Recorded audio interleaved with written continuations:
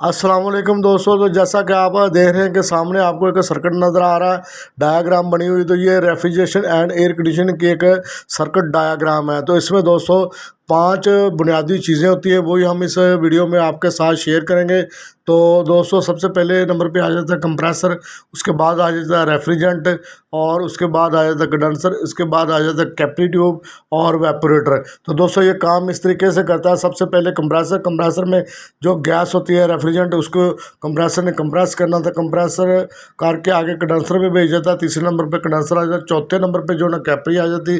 Capri इस gas को जो ना कंप्रेसर हुई को लिक्विड हालत को आगे वेपोरेटर में स्प्रे करती है तो इधर कूलिंग पैदा होनी शुरू हो जाती है। और कूलिंग से जैसे ही कंडेंसर वेपोरेटर से वापस से दोबारा से गैस जो ना कंप्रेसर में आ जाती है। इस तरह एक जो सर्किट एक दफ़ा पूरा हो जाता है। इसी तरह ये बार बार चलता रहता है और कूलिंग होती रहती है।